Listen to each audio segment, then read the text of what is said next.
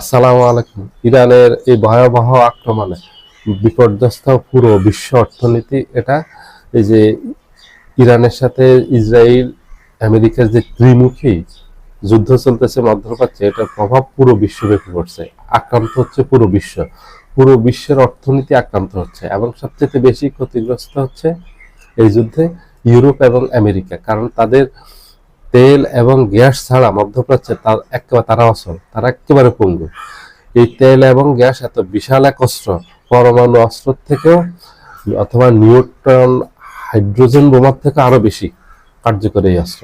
Iran এই যে Hormuz প্রণালী বন্ধ করে দিয়েছে, হরমুজ প্রণালী বন্ধ করে দেওয়ার ফলে পুরো বিশ্ব এখন আক্রান্ত। কারণ এখন তেল গ্যাস আপনার এই রুট দিয়ে চলাচল করতে পারতেছে না। পৃথিবীর 20 ভাগ তেল এবং গ্যাস হরমুজ প্রণালী দিয়ে আপ ডাউন করে। যদি এটা বন্ধ হয়ে যায় এই রুট, তাহলে হু হু করে তেলের দাম বেড়ে যায়, গ্যাসের দাম বেড়ে যায়, যেটা অলরেডি বেড়ে গেছে। তেল গ্যাসের সাথে সম্পর্কিত সকল ইন্ডাস্ট্রি এখন আপনার যেমন খাদ্যপণ্যগুলি যে উৎপাদন করে আমাদের দেশে, এগুলি তো মেশিন চালায়। এই মেশিনে তেল লাগে, অনেক গ্যাস লাগে।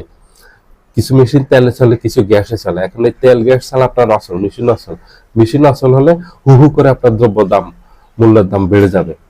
কারণ উৎপাদন তো নেই, আপনার চাহিদা বেশি, তখন এটা সব কিছু বেড়ে যাবে, মূল্য কয়েক গুণ বেড়ে যাবে। এই যে চাল, ডাল, নুন, তেল, আটা, নিত্য প্রয়োজনীয় যত দ্রব্য আছে এগুলির দাম হু হু করে বেড়ে যাবে।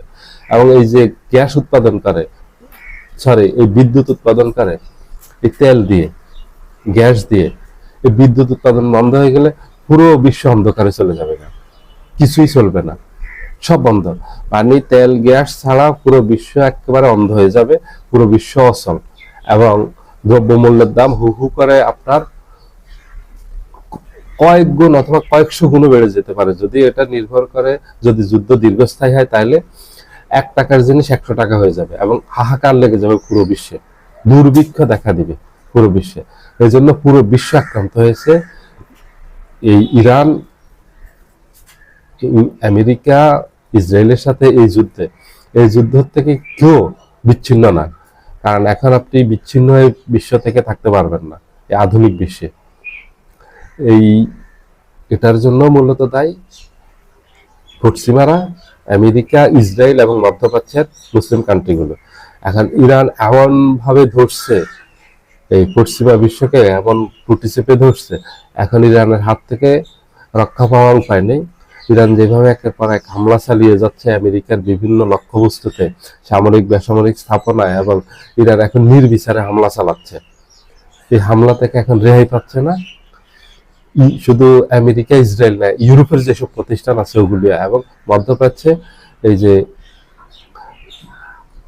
সৌদি আরব, আরবদের যেসব প্রতিষ্ঠান আছে ওইসব প্রতিষ্ঠানে এখন ব্যাপকভাবে হামলা চালাচ্ছে ইরান। এটা ব্যাপকভাবে চালাবে এবং এটা অব্যাহত থাকবে। সবাই ভালো থাকবেন। আল্লাহ হাফিজ।